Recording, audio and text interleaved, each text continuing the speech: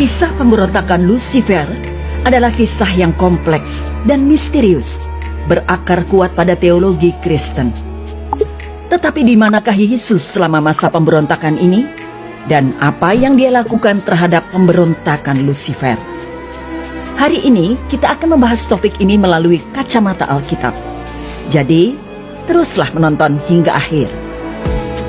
Sebelum Lucifer menjadi Satan, dia adalah malaikat agung yang memimpin paduan suara malaikat di ruang tahta Tuhan. Alkitab mengatakan bahwa makhluk ini berjalan di antara batu-batu yang berapi-api dan sangat indah. Dia sempurna dalam kebijaksanaan dan dihormati di surga hingga kejatuhannya. Kitab Yehezkiel 28 menggambarkan kejatuhan Lucifer. Tuhan memerintahkan Yehezkiel untuk berbicara kepada Raja Tirus, dan kata-kata yang diucapkannya ditujukan kepada raja dan tentang raja. Namun, meskipun kata-kata tersebut sepertinya tentang bagaimana Tuhan memandang manusia ini, kata-kata tersebut tidak sepenuhnya cocok untuk menggambarkan dirinya atau manusia lainnya. Namun, kata-kata tersebut sangat cocok untuk menggambarkan kuasa di balik Raja Tirus, yaitu Satan. Dalam hermeneutika Ibrani, ini dikenal dengan istilah remes, yaitu level penafsiran terhadap teks suci menggunakan petunjuk alegoris atau melalui kiasan.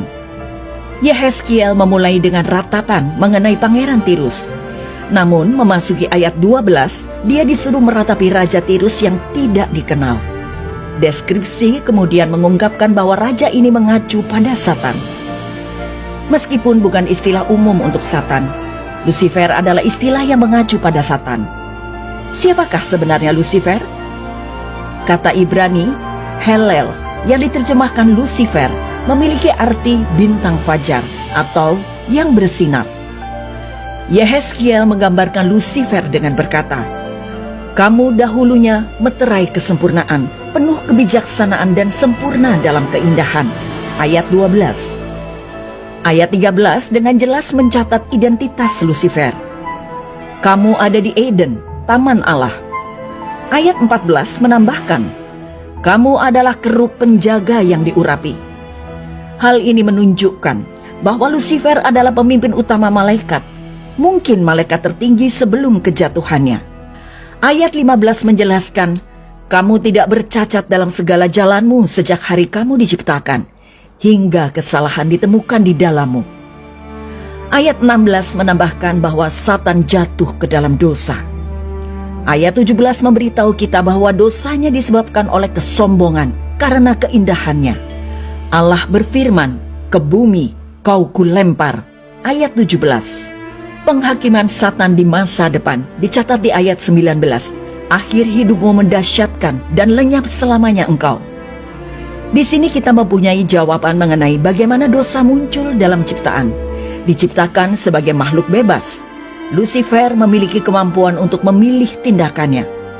Ternyata, karena kecantikan dan kemegahannya, ia memilih memberontak terhadap Tuhan. Dosanya adalah perbuatan yang disebabkan oleh dirinya sendiri, yang menyebabkan dia kehilangan kedudukan, tempat, dan harta bendanya. Nabi Yesaya memberikan rincian lebih lanjut mengenai aspirasi Satan. Wah, engkau sudah jatuh dari langit, hai bintang timur, putra fajar. Engkau sudah dipecahkan dan jatuh ke bumi, hai yang mengalahkan bangsa-bangsa. Engkau yang tadinya berkata dalam hatimu, aku hendak naik ke langit, aku hendak mendirikan tahtaku mengatasi bintang-bintang Allah, dan aku hendak duduk di atas bukit pertemuan, jauh di sebelah utara. Aku hendak naik mengatasi ketinggian awan-awan, hendak menyamai yang maha tinggi. Yesaya 14 ayat 12 hingga 14. Keinginan Satan untuk naik mengatasi ketinggian awan-awan berarti ia ingin merebut kemuliaan Allah, pemilik langit dan bumi. Allah kadang-kadang digambarkan dalam kitab suci datang dalam awan-awan. Misalnya dalam Daniel 7 ayat 13. Sederhananya, Satan menginginkan semuanya. Bahkan dia ingin disembah oleh Yesus. Matius 4 ayat 9. Bukannya mendapatkan semuanya, Satan malah kehilangan semuanya. Dia diingatkan bahwa dia hanyalah makhluk ciptaan dan permintaannya untuk bergabung dengan Allah Tritunggal ditolak. Tuhan akan melemparkan iblis ke tempat yang paling dalam dan paling hina. Tetapi sebelum waktu kehancurannya tiba, godaannya kepada manusia akan semakin gencar. Setiap bentuk dosa sebenarnya adalah kebertundukan kepada iblis. Kita mengikuti dia, meneladani dia, dan bertindak seperti dia akan bertindak. Tetapi sujud menyembah kepadanya dengan perbuatan saja ternyata tidak memuaskan iblis. Dia ingin menggoda dan menipu manusia agar Tuhan yang sejati tidak disembah, tetapi ciptaan hina seperti dirinya harus disembah. Inilah peperangan rohani yang dimaksudkan di dalam surat Paulus kepada jemaat di Efesus 6 ayat 12. Kita tidak berada di dalam kuasa netral. Entah kita sujud atau tunduk kepada Allah dan kerajaannya, atau kita tunduk kepada kuasa dunia ini yang dibaliknya adalah iblis. Injil Yohanes pasal 1 menyatakan bahwa pada awalnya adalah firman, dan firman itu bersama Allah, dan firman itu adalah Allah. Dia bersama Allah pada awalnya, dan melalui dia segala sesuatu tercipta. Tanpa dia, tidak ada yang diciptakan dari yang telah diciptakan. Yesus adalah firman yang melaluinya segala sesuatu diciptakan, termasuk malaikat. Jadi, sebelum Yesus diberi nama duniawinya, dia dikenal sebagai firman. Dialah firman yang keluar dari mulut Allah Bapa ketika bersabda, "Jadilah terang." Pemberontakan Lucifer dan para pengikutnya terjadi di surga, di mana mereka berusaha menantang otoritas Tuhan. Yesus yang adalah pribadi kedua Tritunggal hadir pada kesempatan itu saat dia berdiri bersama Bapanya, seperti yang dia nyatakan dalam Yohanes, di mana dia mengatakan, "Aku dan Bapa adalah satu." Yohanes 10 ayat 30. Yesus mengasihi Lucifer. Bapa dan Yesus melihat Lucifer sebagai seorang putra. Alkitab mengatakan dia adalah putra fajar. Allah Bapa menetapkan bahwa semua malaikat harus menyembah Yesus. Ibrani 1 ayat 6. Seorang penyair Inggris terkenal John Milton dalam puisi epik Paradise Lost menggambarkan ketidakrelaan Lucifer menyembah Yesus mengakibatkan kosmik drama, kejatuhan dan penyelamatan yang berlangsung di dalam sejarah. Di antara para malaikat terdapat satu penghulu malaikat menolak menyembah Yesus. Allah menyebutnya iblis. Sejak saat itu, Lucifer tidak lagi menjabat sebagai penghulu malaikat. Dia disebut iblis, bukan karena dia melakukan banyak kejahatan, melainkan hanya melakukan satu perkara, yaitu menghalangi kehendak Allah. Kepada murid-muridnya Yesus mengklaim dia menyaksikan peristiwa kejatuhan iblis.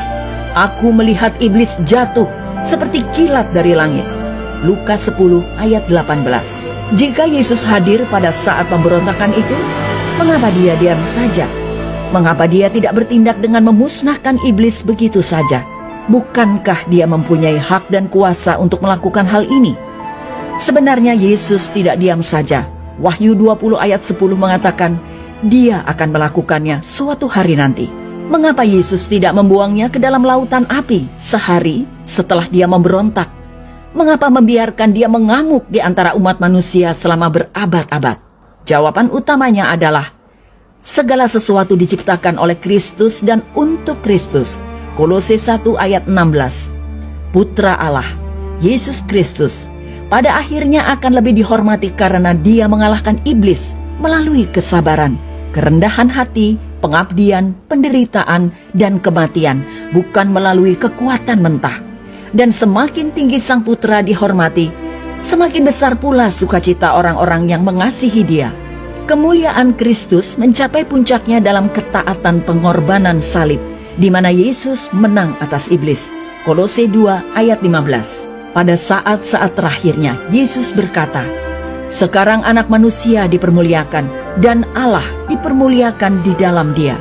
Yohanes 13 ayat 31. Paulus berkata, "Kami memberitakan Kristus yang disalibkan untuk mereka yang dipanggil." Kristus adalah kekuatan Allah dan hikmat Allah. 1 Korintus 1 ayat 23 hingga 24.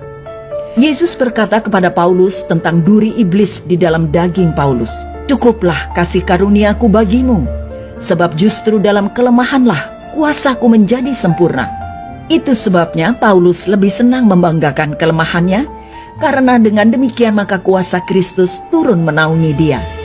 pada akhirnya, setan dan segala penderitaan yang ditimbulkannya berfungsi untuk memperbesar kuasa, kebijaksanaan, kasih, rahmat, belas kasihan, kesabaran, dan murka Yesus Kristus.